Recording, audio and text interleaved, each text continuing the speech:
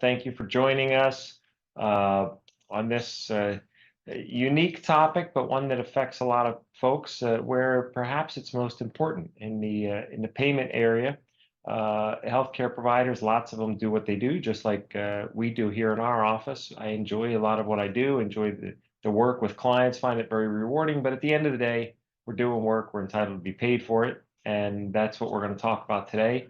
We're going to break down this topic. We've talked previously about government audits, and that's really where this all derives from. Medicare started a program years ago with auditing providers, and now that has grown. Medicaid audits have grown, and managed care, both within the Medicaid system and in private commercial payers. We're seeing more and more of those with clients, and so that's what we're going to talk about today. Some things to look out for, and some issues and potential defenses that you may have. And we'll talk specifically about how it's a little unique for the Medicare audit process. I'm pleased and very happy to be joined today by Angela Mott. Angela has a ton of experience in this area and worked in healthcare for years dealing with these issues, and we're happy to bring her into our office and help with helping clients go through this process on a regular basis. Angela?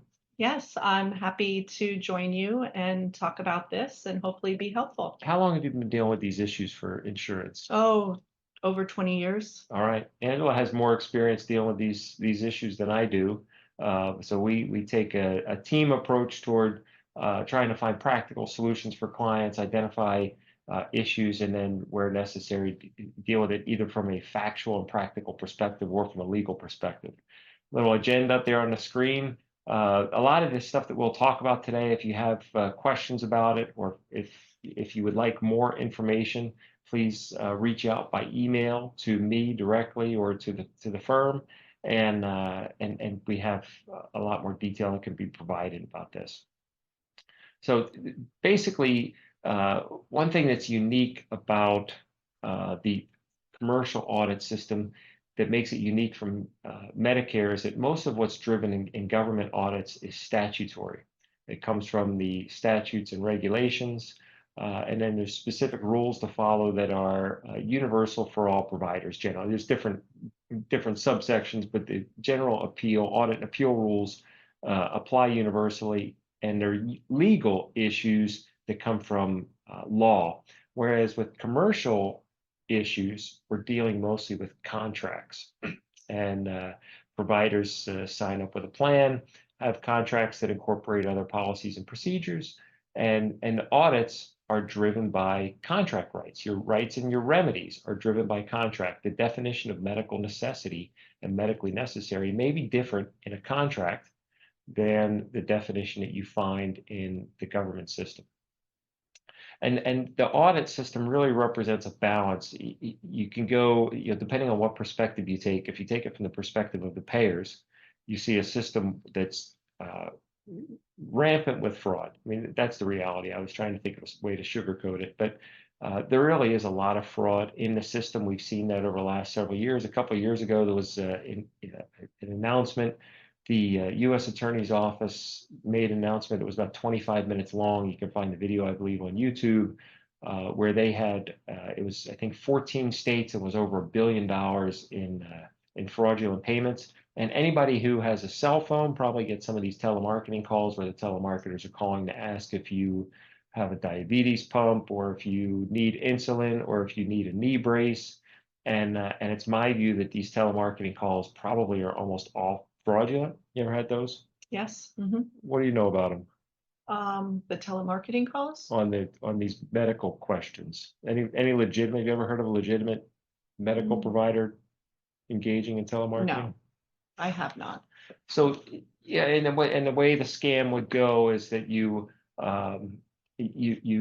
get connected through these telemarketers through somebody who's a physician, or might have access to a physician's signature, or purports to be somebody who can sign off on prescriptions, and then they send you products, and whether they're ingestibles or medications or other types of medical devices, and then they bill the insurance companies or bill the federal government, and you have this, what was $1 billion fraudulent scheme that was uncovered a couple of years ago, and that's happens on a regular basis. So the insurance companies are trying to fight fraud, waste, and abuse, FWA, we used to call it in the government. Meanwhile, the honest providers want to get paid. And so the folks that we deal with, and we try to, luckily I haven't encountered, I don't think we've encountered anybody who's a fraudulent provider. And if we do, we tend to shoo them away right away. So the folks that we deal with, I like to think are honest providers, putting in an honest day's work, and they want to get paid for what they've been doing. So there's a balance there. This audit process seeks to find that balance of making sure that the providers are doing what they say they're doing, supported by proper documentation, and that's the key. And that's where Angela's really an expert on the documentation that's required to support these claims. And every once in a while, the payers can come in and say, hey, we don't always look at the documentation, but for these particular claims, we want to see your documentation. So that's the form of the audit letter that you get, and they're asking for documentation. It may be for 10, 15 claims. What's typical that you've seen, Angela, in your career on the healthcare side that you would see a request for documents and patient records? It usually starts with just a few, and then it can go up to a few hundred, depending on how uh, how detailed that insurance company wants to be in regards to the audit. And is it your experience that oftentimes it will start with a couple, and then if there's some issue that they find, they may expand the request? Absolutely, yes. And so, the takeaway from that, I think, is that the importance for providers, or if you're counseling providers, is whatever the response is the first time, not only to get it right, but to the presentation and what, Yes. we deal with that a lot, and um, how we present the response to the payers in an organized fashion. It doesn't look like it was all just thrown together, and then doing a good job of documenting everything that is sent back to the payer in the first round of audits, to make them look at it and say, okay, these guys have all their ducks in a row. They've got everything they need, and everything that we're supposed to see to support this claim. There's no reason to dig any further. Right. Is that, and what do you think are some of the most common mistakes in your experience that you've seen made, and dealing with clients here, like common mistakes in the initial response that you see? Um, I would say that understanding exactly what the payer is looking for, and then supply that information. I don't believe that supplying additional information that they're not asking for is necessary, just what they're asking for, as well as making sure you pay attention to the deadlines, because you do not want to miss a deadline. And then make sure that you only send copies of your records. Don't send any originals, but keep a copy of everything that you send to the insurance company, so you have a complete record of that. And then a cover letter is important, outlining what you're sending to the insurance company, and then also make sure you send it certified mail or tracking, so you know that they've received it and when they received it. So you, if needed, you can dispute that they said it was not received in a timely manner or not. And we've had a lot of situations that we've seen where people just fail to respond, or fail to timely respond, or don't send the right information. And Angela, you made a good point about not sending too much. We've also seen situations where certain information is requested, and then the provider, or the provider's office, the billing department wants to send, essentially send everything related to a claim, and then let the auditors sort it out. And what's the risk there if you give it to the auditors and let them sort it out and have to read through it, fish through everything for the information they're looking for? Well, one, I think it can be overwhelming for them. So I would think that just sending them what they want, less is more in this situation. And we've seen situations where we suspect that the auditors are looking for particular buzzwords, or they're looking for certain things to support a claim. And if they have to go through paragraphs and paragraphs or pages of information or a bunch of documents to find that, there's a good chance they may not find it. And if they don't find it, then they come back and they say, okay, well, you don't have the required information to support the claim. You think you've turned in a whole bunch of stuff because you've turned in more than what they've asked for, and now you end up getting your claim denied. And Um, I think we also have to remember that they are looking, this is probably their primary job. They're just going through medical records and they're doing this all day, every day. So they don't want to read 3, 4 pages on one patient. That's an excellent point too. And they're really, they're as auditors, they're doing their job when they find things, when they find errors. So looking through documents that look normal, they're looking for something wrong. That's the view that the way I Yes. look at it is they're looking for some error. They're looking for something you did wrong, and that by giving them more information, you're giving them an opportunity to find something wrong with your documents. Uh, I mentioned earlier, and you might also mention the cover letter, and the cover letter I think is very important. A lot of folks I've seen do not do that and list everything that you're sending back in response to the audit to the insurance company, so that if a couple weeks later you get a response, or you hear later in response to your letter, we never got your response, or you didn't include all the information, and in fact you did include information they look for, you can go to the cover letter and say, here's our cover letter. This is everything we listed. We sent you at the bottom. We said, if everything's not here, or if you have any questions, call us. You never called us. The stuff was in the letter. We put right in the letter what we were sending to you. And also include any reference numbers that are on the letter that you received requesting the medical records on the audit. That's important. Yes. So you can track, especially if you have more than one audit going on at once. Correct. And you can track the different, what responses deal with what audits. I think I mentioned this slide earlier about the difference in the government audits and private audits. Uh, the other issue is and we'll get into this here in the next couple steps, couple slides, is the dispute resolution, the appeal procedures for audits. If you go, again, going from Medicare, which folks we talked about in other presentations, which is all based on what the law sets out, what the Medicare regulations set out for the audit and appeal process, that 5-level process. It can be much different under a commercial regime, where the contract may call for what the most common language I see in the contracts is some type of informal conference, followed maybe by a mediation, followed by an administrative hearing or an arbitration. And so that process is one that you need to be familiar with if you're challenging the results of an audit. Uh, and just got to look at, whenever I'm dealing with this issue with a client, I just, first thing I say is we got to start and look at the contract. The contract may actually have that information in it, and you do a find and seek and find your dispute resolution, or conflicts or something of that nature. Or they may have other policies that are incorporated into the contract that you find on their website or somewhere else. And of course, a lot of the insurance companies incorporate all of these policies. They're constantly coming out with new policies, and it can be tough to keep a good hold on. But I think it does create advantages in a sense that the contracts are somewhat negotiable depending on your bargaining position, whereas the Medicare regulations are non-negotiable. All right, Nissa, timeline and audit triggers. This I want folks to take notes on, and this is one of the big reasons why, as I was going through the material, I asked Angela to join us today. Some of the big triggers that we see that it will trigger an audit in your billing records, or some of the tiny mistakes you may make in a first response that will trigger the expansion of an audit. And I wanted Angela to share some of the experience that you have with this. Well, I would say first, not all audits are based on your triggers. Some are just randomly selected. They just picked you and decided to do an audit on you.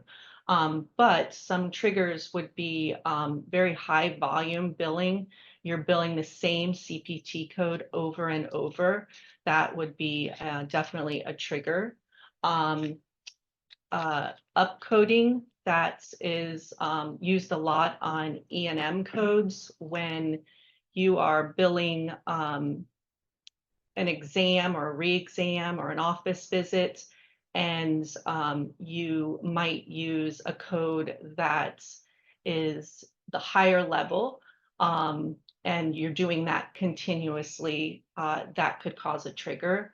Um, Unusual billing patterns where you're maybe billing for something that's normally not billed under the scope of your license. Not that you can't bill it, but it's just something typically not billed by your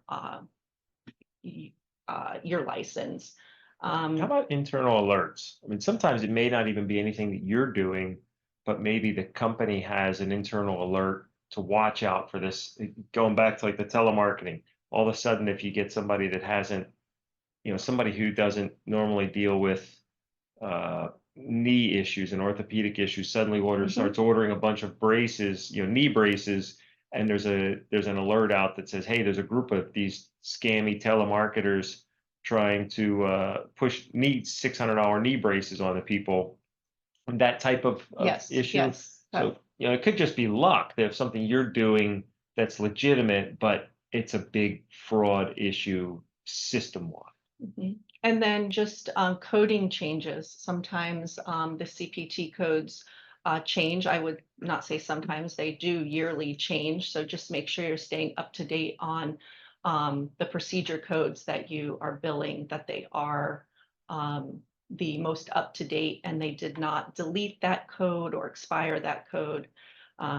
So those are some, but there are many more. There's many others, and if this is an issue, this is more of a, sometimes we get asked about this, but this is the mistakes at this stage are what lead to bigger issues where it's advisable to get legal counsel involved. At this early stage in getting the billing right, if you're having an issue with this, get a consultant, get somebody who's certified with the billing, or somebody who's got a lot of experience, someone like, but not Angela because she's in office, but somebody like that who can help you through these issues so they don't grow to bigger issues. If they grow to bigger issues and then you're dealing with recoupment demands or payments being withheld, then you may find yourself in a situation where it's really going to be tough to navigate that without getting legal counsel involved, and it's going to involve you more cost. Yeah. We're happy to do it, but we're also happy to have clients stay out of this situation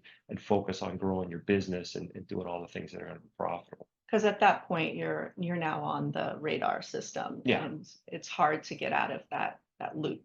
But I'd also like to say that remember, most of the time, the insurance company is only receiving your claim form and your office note. I'm sorry, your claim form that only has the CPT codes and the diagnosis codes on there. So they don't have the office notes until you're in the audit stage. So keep that in mind, that they only have a small picture uh, of the whole treatment.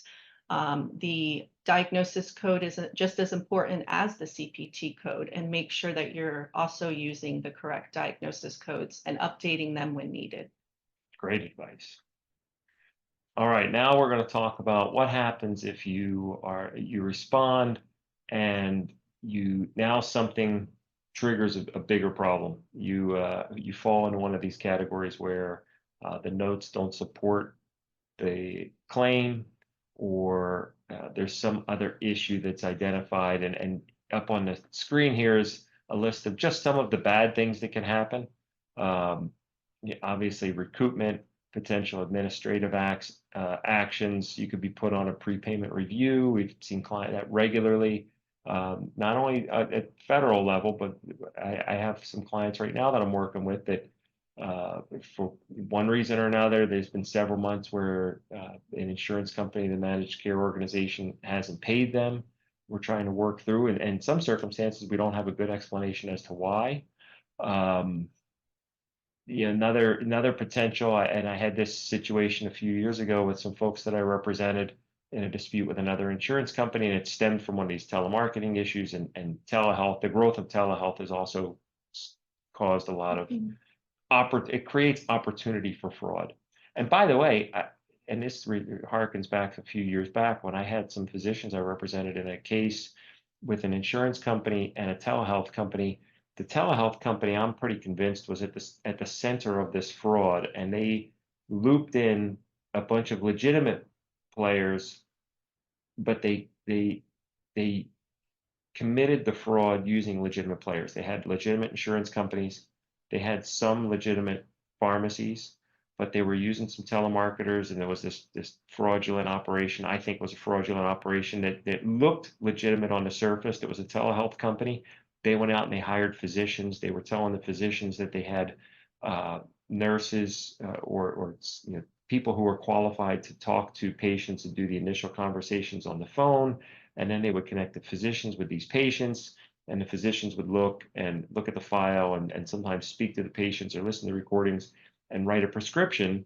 And if everything else was on the up and up, then what the physicians were doing was probably okay. It's not always the best idea just to do it on a phone call to write a prescription, but if you have a meeting and you have different modes of communication, especially during COVID time period, you could. I argued that what the physicians were doing was proper according to the applicable statutes, at least here in Florida.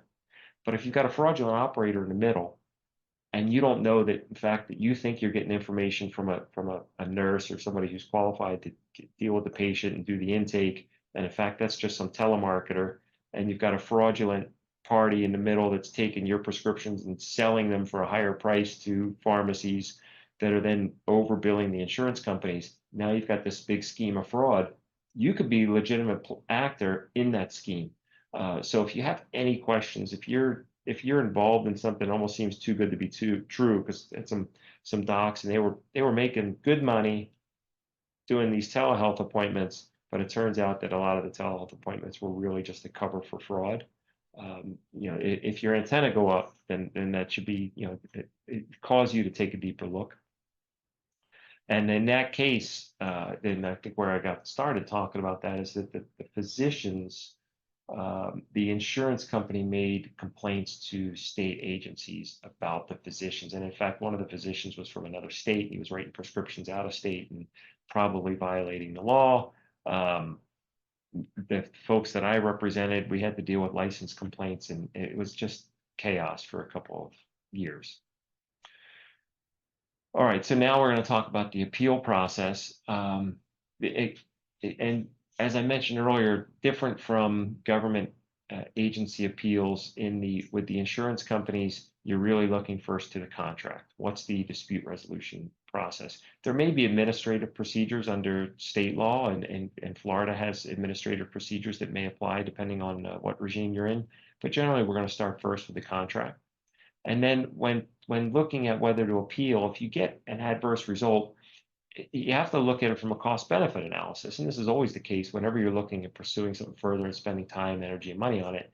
If you have an audit, and in response to that audit, you've got maybe one record that wasn't properly signed, and it represents an 8-hour staffing shift for home health care. That may represent a couple $100. Is it really worth it to appeal over one issue like that? Even if you think you can correct it, or even if you think it was an error, versus repetitive issues that can cause bigger problems, either through just higher costs of what's being withheld from you, or because of extrapolation issues or something else. So that's another factor, sort of your cost-benefit analysis. And then figuring out what the rights are, what's the process to appeal, and also it may depend. If you're with a company that has a contract that provides for informal dispute resolution followed by mediation before an arbitration, and if the arbitration, say for instance, is under some simplified rules, it may be worth at least pursuing it to the next level. Jump on a call with the folks and have your informal dispute resolution. Maybe a good idea to get counsel, but that's something that most folks can do without their attorney at the initial stage. Again, that's a personal decision. You have to also go through that cost-benefit analysis there. It's maybe not worth it to hire an attorney for, it could be thousands of dollars to deal with a claim that's hundreds of dollars. But each one of those claims, this is sort of the initial calculus that you have to do. And then if you decide you're going to appeal, then follow the process in the contract and the policies and procedures. And then we'll talk about some of the common issues of what we see in the audits and that's what we'll spend a good portion of the rest is talking about. First is lack of specificity in the findings themselves. So if you get a response letter back, my favorite is a couple years ago, I saw one from an insurance company. It was a cardiologist, and it was like a small paragraph in a letter that says, dear provider, we've reviewed your medical billing, I think it was for the past 2 years, and we found a series of errors in your billing, and we've extrapolated that over a certain period of time, and you owe us, and the number was like $400,000. Please send us a check or give us a call to discuss resolving this. Well, how do you respond to that? What are they basing that on? You're entitled to all that information. If you get a letter that just says we're not paying you, you're entitled to know why they are not paying you. What are they relying on? What facts are they relying on? What documentation, what evidence and records are they relying on? And then how is that affected by what's in the contract? What does the contract say about what they can do? If they're saying that, well, your records aren't proper, then explore that further. Why aren't the records proper? If there's issues such as, again, it's from experience with clients, the signature isn't on this record. You don't have the proper signature on the record. We look at the record. The signature's on the record. No, the signature's not on it. We're back and forth. We're on a call, informal meeting. We're on a Zoom call. Pull up the document. There's a signature right there. And the person from the insurance company says, well, we can't read the signature. We can't tell whose name it is, which sounds kind of silly. Have you ever seen anyone? What's the most ridiculous one you've seen? As far as signature, or any denial reason? We can come back to it. Yeah, there's a lot. So the signature, I think with electronic records, it's a lot of times the signature just gets left off because it will say it's easy to not click the button to add the electronic signature on there. How about not closing out? Have you seen issues where you don't close out the record so you don't get a proper timestamp and signature? Correct. Yes, So that's very important. That's a simple, and closing out the EMR. That's another one we've seen. So one is first, understand what the issue is. So that's an issue that is getting more and more common because more insurance companies realize that they can send these letters to providers, and especially at a certain dollar amount. Now, $200,000 or $400,000, that's going to get challenged. But some of them I've seen for $800, $1,200, and maybe the providers don't bother challenging it. So, you got, and then what I've seen also a pattern is sometimes if the provider doesn't challenge it, then you get one letter, then 2 months later you get a letter, then 2 months later you get a letter, then the following month you get a letter, and then all of a sudden 6 months in you're getting 4 letters a month, 5 letters a month, and now it's starting to snowball. So that's something else you have to consider as well. I've had clients that say, look, we realize that these dollars probably don't justify the money that we're willing to spend to challenge it. But if we don't take a stand and challenge it now, we're going to be dealing with these issues and they're going to continue to grow. So we've certainly had that. When we talk about cost benefit analysis, also figuring how often is something happening or how often is it likely to happen and what's the benefit in challenging. How do we fix it if there's a signature discrepancy? When somebody says there's no signature, or the signature doesn't have the proper credentials next to it, or there's some other clerical error? How do we go about fixing that?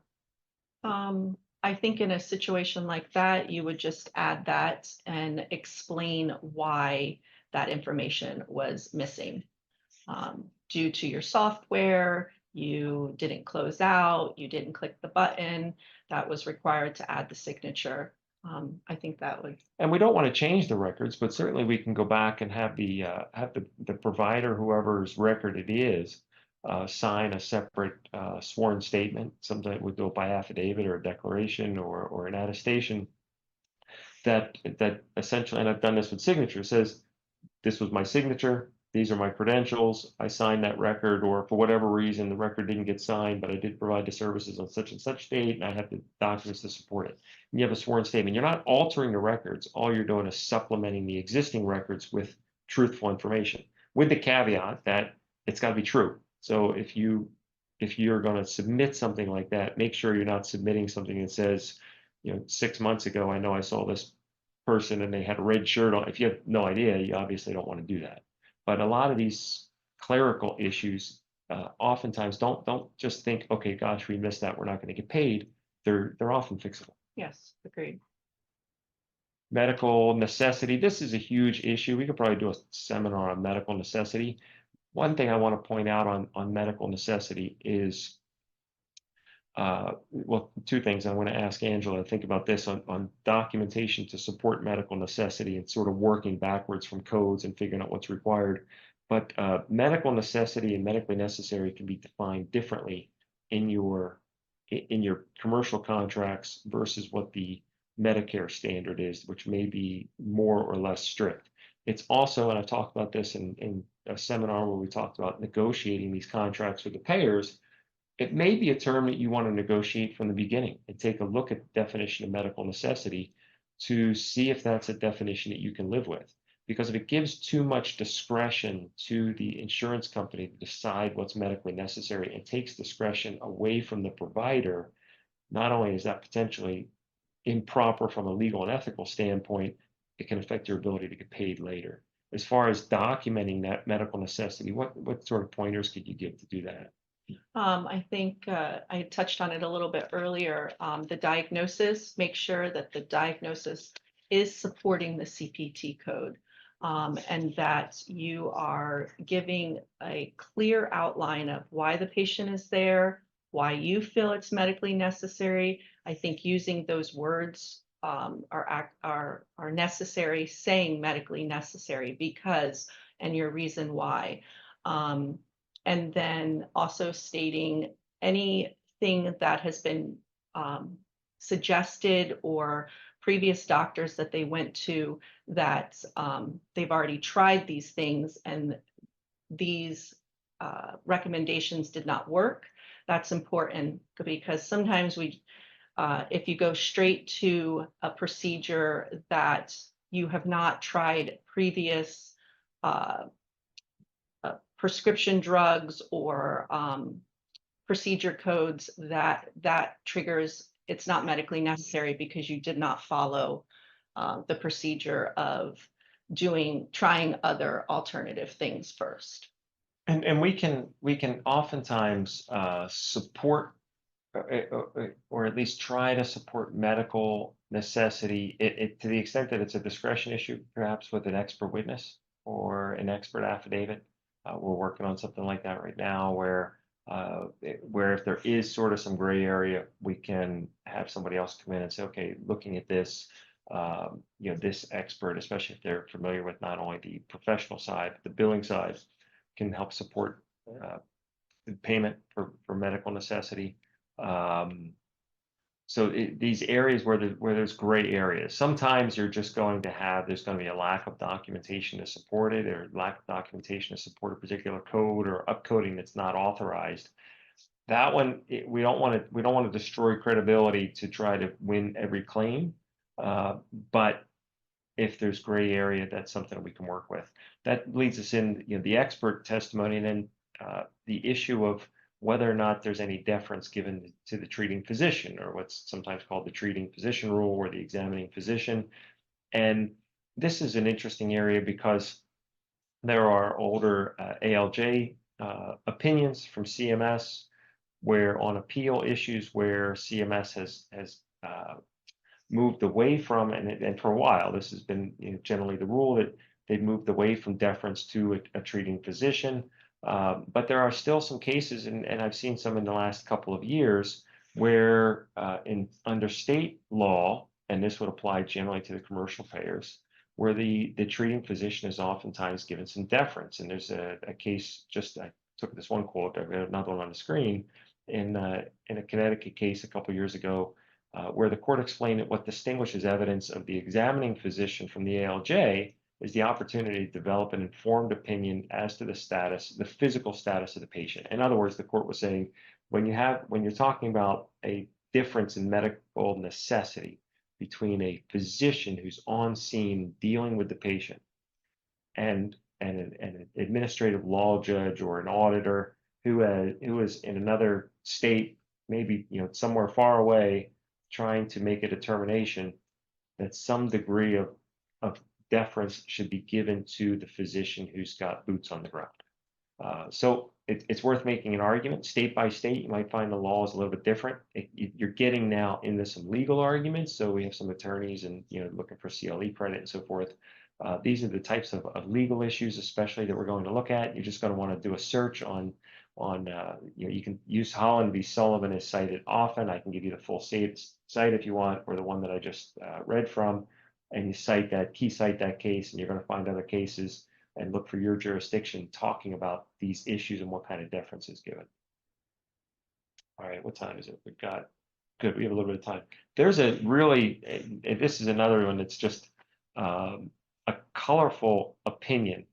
And we're talking about applying the auditor applying an improper criteria to the review of the record. So they look at the record and they say, and I've had this situation, I don't remember the exact details, but a situation with a care provider and being on one of these early calls with the auditor, the internal auditor, and a couple other executives. I don't remember if they had counsel on. I was on with my client, and literally we're both looking at the same. It was a Florida Administrative Code rule. We're both looking at that same code section, and I'm looking at it. I'm saying the records that you have did exactly what you're saying the code doesn't support, and they're taking a different position. I just thought they were wrong. And sometimes if we don't get it right, we try to correct it in other ways. But you get times when you look at an auditor or an insurance company, and it's not totally unusual, where they just get it wrong. And an extreme example of that, and this is a federal, this was a federal claim case, but it's this Caring Hearts Personal Services v. Burwell. And then this was a appellate court decision that stemmed from a Medicare audit, but you can have the same thing in the commercial context. And Caring Heart provided services to homebound patients. They provided physical therapy and skilled nursing services to homebound patients. And what the court essentially found there is that the CMS regulations, and this again could apply very similarly to commercial contracts where you have all of these incorporated policies and procedures that seem to overlap and get revised every year. And the court was focused on the fact that CMS wasn't following its own policies and procedures. And some quotes from the case that are rather maybe somewhat ironic or enlightening. The court said that CMS estimates that it issues literally thousands of new or revised guidance documents, not pages, every single year. Guidance providers must follow exactly if they wish to provide health care services to the elderly and disabled under Medicare's umbrella. And of course, if they wish to provide those services and get paid for it. And the court criticized CMS for confusion over the regulations and being able to keep up with their own regulations. And the Caring Hearts was the entity here that was seeking payment, and they applied for relief under the federal statutes under Section 1395 of the Medicare Act, which protects providers from repayment in situations where they have no reason to know, they don't know or have a reason to know what the rules are that apply. And where this often happens is where the provider applies one standard, the rule changes, and then the agency or the company tries to follow the new rule, even though the provider was acting under the old rule and either provided the services before the rule was changed or provided the services before they had noticed that the rule was changed.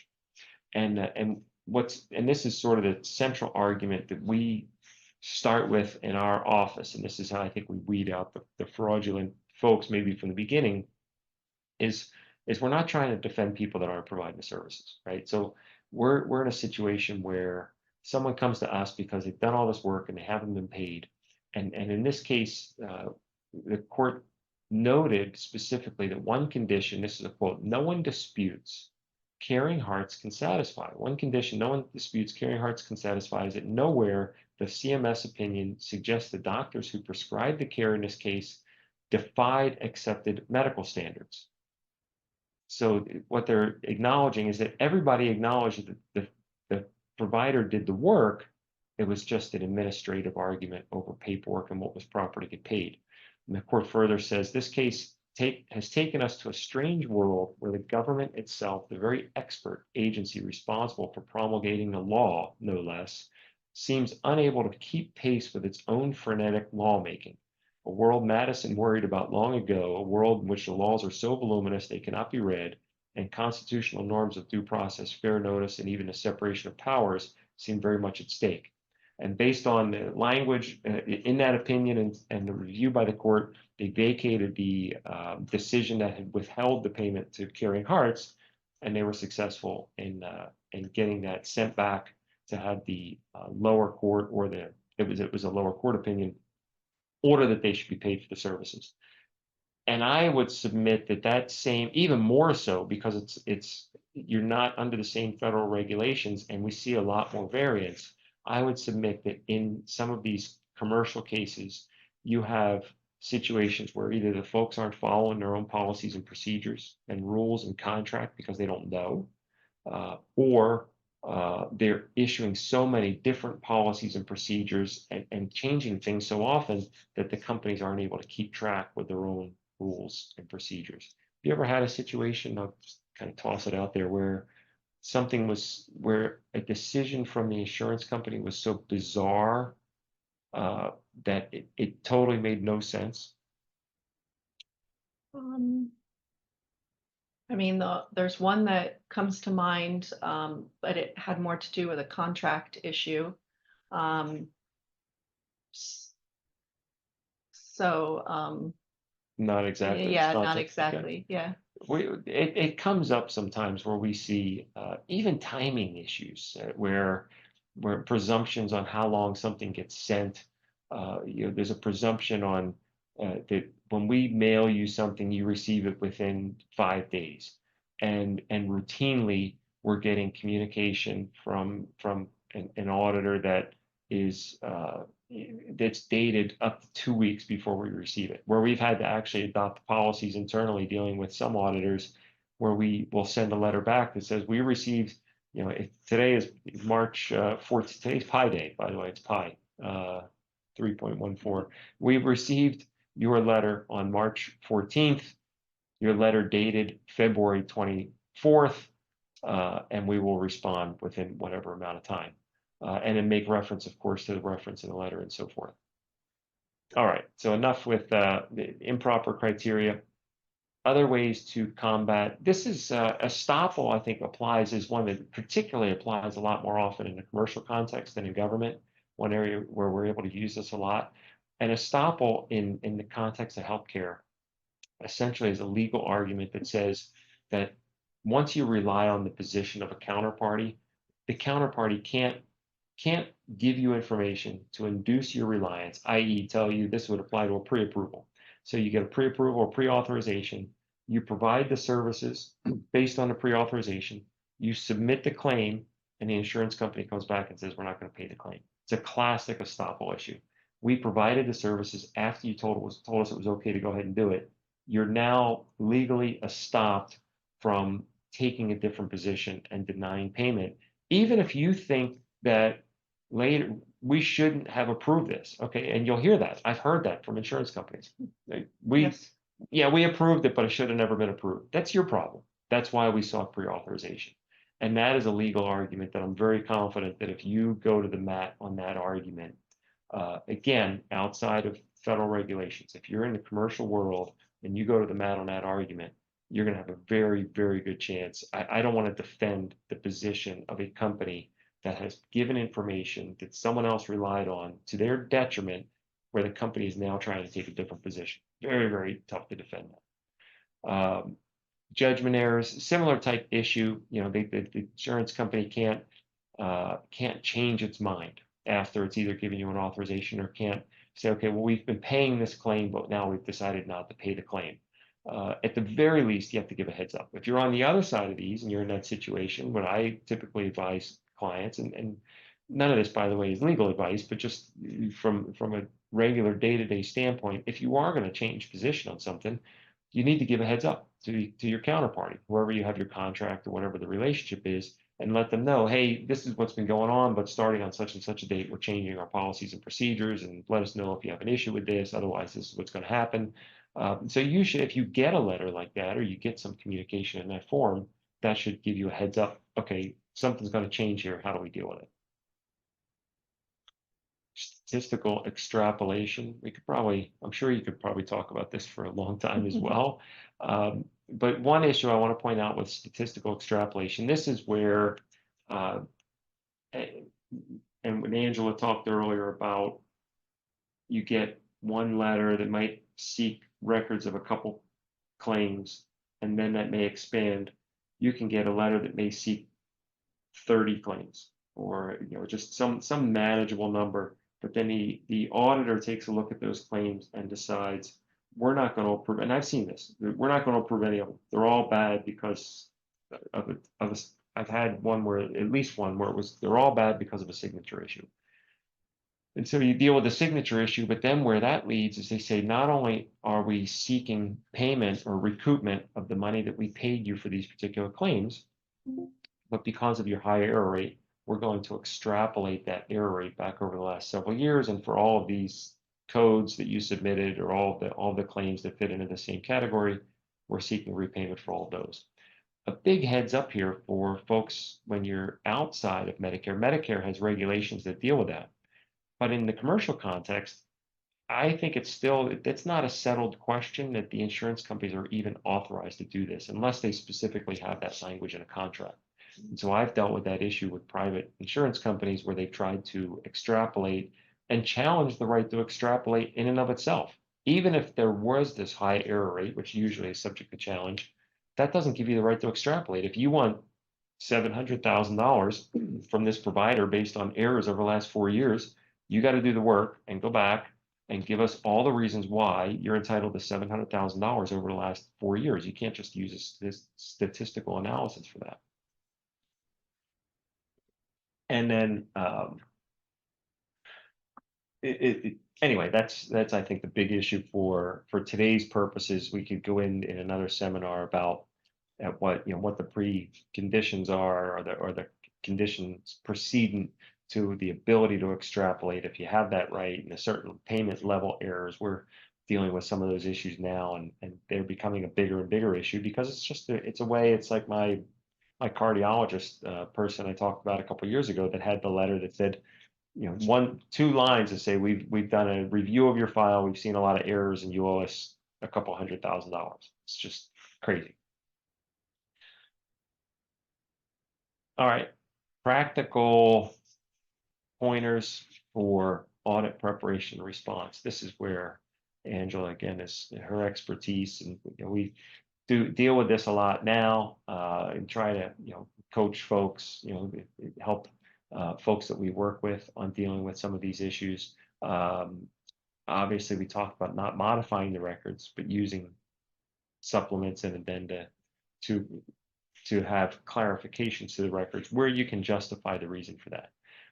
Another common reason that you may have is if it's a normal practice and procedure to do something.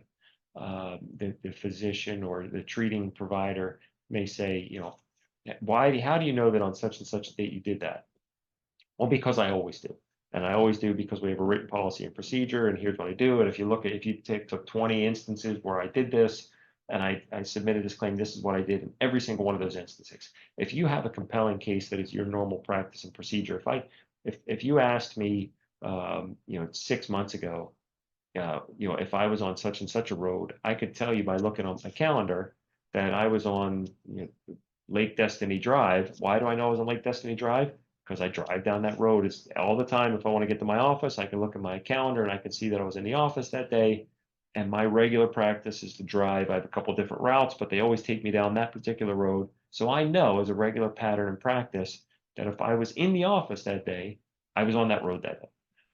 So that's sort of an analogy in a different sense. Obviously, consider the benefits of having a team. We talked about earlier, folks to help you prepare, not only to help you get your billing right. What are the important elements? You've been inside the healthcare providers and now outside working with them.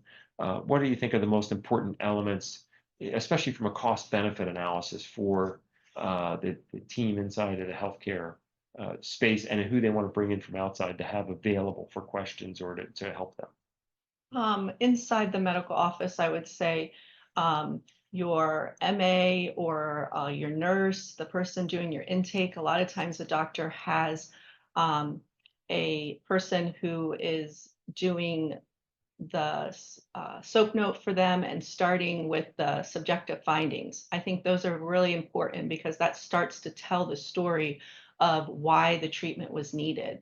And then some physicians have that person stay in the room and document the notes. So I would say just being as detailed as possible, and then always look over the notes. Don't trust that somebody else put everything in there that was needed for you if someone else is dictating for you before you sign off on the notes. And a treatment plan, that's always important.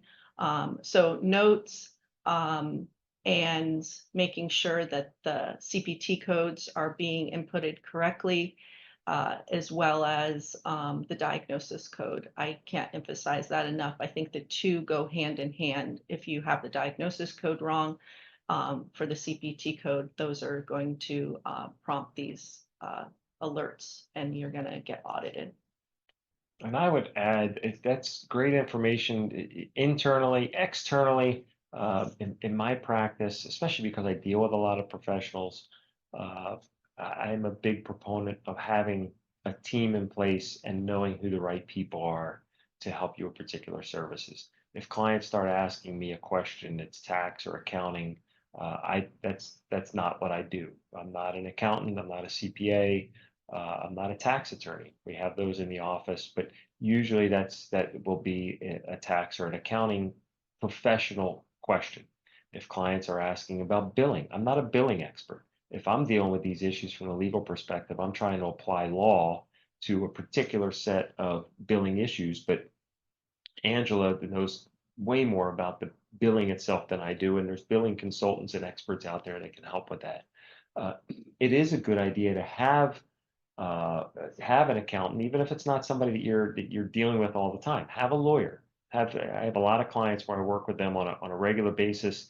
We don't have to talk all the time, but I know their business. I've drafted their intake forms. I've helped them with certain policies and issues over the years. And so when they call, I'm already familiar with their business. I don't have to learn from square one what they're all about and what they're doing. I also don't have questions in the back of my mind over whether, is this a fraudster I'm going to have to worry about? Or is this somebody who's legit? If it's a client I've been working with for 10, 15, my longest clients go back 18, 20 years, there's a relationship there and we can jump on a call and usually identify initially, hey, is this something we need to be concerned about? Is this a problem? Is this something that we can handle, or do we need you involved, or do we need somebody else involved? And then we can say, okay, this may be, let's monitor and here's how we address it. It's going to be much more efficient in the long term to build those types of relationships, your insurance person, your billing person. And have that team both internally and externally. Yeah, and I think making a decision whether you want to outsource your billing or have somebody in your office is an important decision based on how your office runs and what's best for you. I see that more and more people are outsourcing that to large companies, and that works for some people, but other people may need to have a biller in office. And you see that a lot more in smaller practices. And you have to have a professional. You have to have somebody that knows it. I don't know how some of the providers keep up with it and try to do billing themselves or have the same person who's helping them with administrative issues in the office do it. We see a lot of not that it can't be done, but it seems very, very difficult to me. So that's one area where if you're not doing that, it seems like it's probably it would probably be beneficial and allow you to then focus on your practice more. Any other final takeaways? We have a couple minutes for questions. This has been great. So we have a couple questions. Yeah, So first question here, what if the agreement with the insurance company has express language stating that approval is not final until final review or audit? that's a great question. One, on the negotiating side, that's one that, again, part of it depends on bargaining position, but that's one I might try to push back on, because how can you rely? By the way, we see the same, where we see that? It reminds me of the scam with law firms. Law firms get hit, some of these other groups get hit with the scam where somebody's contacting you and they've got some legal case and they're going to send you money and you have to send money back out. You want to ask the bank, hey, can I send, we've gotten a wire in, is that money in our account for good, or can that wire be pulled back? A lot of the banks are reluctant to really tell you an answer to that. I want to know if that money is irreversible.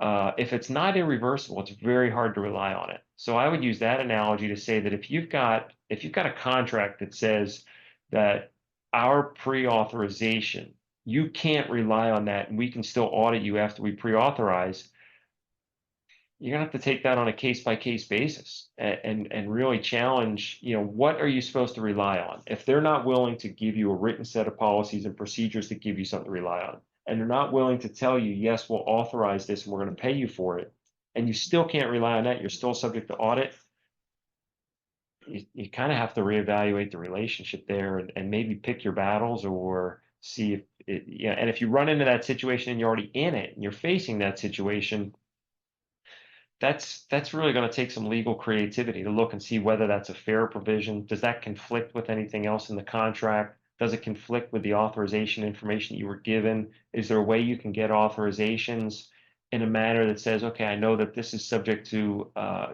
later audit, even though you're authorizing it now. How can I right now be assured that I'm going to get paid for this? And if somebody gives you information and says, well, we're authorizing it now so you can rely on this, then you better follow that up with a letter or some type of communication, even an email or something or an internal message or letter to the company saying, we're providing a service based on specific reliance on the fact that you've said that this is approved. At the end of the day, is that going to be defensible by the company? I don't know. That's a great question that I can't give you a clear answer on, but hopefully I've given you a couple ideas on how to deal with it. Okay, we have one last question. Eric, can you advance the slides? So here's the last question here. Do you think it's worth investment in redigitizing legacy data that may not be in searchable form, like old PDFs or JPEG? Gosh, I think it depends how often you're accessing it. So what I've seen some folks do is they don't do that with all of their data, with all the legacy data, but maybe they store that data somewhere, and if they need to access it, that's when they convert it. Again, it's a cost. I'm not sure how much that's really a legal question. I'll see what Angela thinks. But what I have seen people do is store the files in one secure manner, and as they need, and you unplug it, it's just offline. And as you need to access something, that's when you convert it, and now you've got a converted file. So if you ever have to go back to it, you do it. It probably depends on the age of the files, how often you go back to them. Correct, yeah. I would agree with you on the storage on that. Just make sure you check and see what the rules are in your state of how long you have to keep a file. Once you have exceeded that time frame, then you can destroy the file properly. Great questions. Anything else? On that first question that was posed on the express language in the contract, I'd love to see that language. I see some contracts sometimes where I'm looking at the contract, I'm doing a review, and you look at you're like, well, they're saying yes, but they're saying, like, that gives you the insurance company all the flexibility in the world. I hate that. That's something that I would try to push back Well, on. I wonder if that question is for a pre-approval, or are they stating that when you're verifying benefits or just in general? That it doesn't mean that you're verifying the particular Correct. procedure. So an insurance, a doctor's office would verify the benefits, and it would usually online, sometimes a phone call, and that is what it would say, is that would be the language, that this is not a guarantee until the claim is processed. I would be interested if that question is specifically for a pre-approval, and if so, was the CPT code, diagnosis code / chief complaint all documented on that pre-approval? Because again, how can you say, I approve this diagnosis code with this CPT code for this doctor, and then later say, I do not. You bring up, approve it. actually, Angela, this is why it's great to have somebody else smarter than you to actually talk about some of these. So there's and we're a little over time, but quickly, there's a legal doctrine of good faith and fair dealing, and it sounds great, but it's really, a lot of people don't understand how it applies in practice. What it essentially means, at least in application in Florida and in Nevada, is that you can have a contract, and you can't go after somebody for breach of good faith and fair dealing in the contract just simply because you don't like their activity, but it comes into play when there's discretion. And so Angela mentioned getting factual data. When you're dealing with a pre-authorization, get as many facts as you can and be as detailed as possible and make your claim match as much as, think about what the final claim is going to look like and get the pre-authorization to look just like that. Now you get into this discretion issue where the insurance company is later saying, well, we approved it, but we're not going to. Okay, you have discretion to do that, but potentially it's a breach of good faith and fair dealing under the contract if you exercise that discretion arbitrarily or capriciously or unreasonably. So you now go back to them and say, okay, we're not going to pay it, subject to the language, the express language in our contract. Okay, why? Why did you change your mind? And if you can't, they may say, well, you didn't give us all the information, or we didn't know that. Had we known this, we would have not approved it, and that's why we have the language in the contract. But if they have all of the relevant information in connection with the pre-authorization as detailed as possible, and the bill matches what you got pre-authorized for, and now they want to change their position, I would argue that you've got a good faith and fair dealing issue there, that they can't arbitrarily use their discretion to change their mind not to pay you. So maybe that's a better way. All right.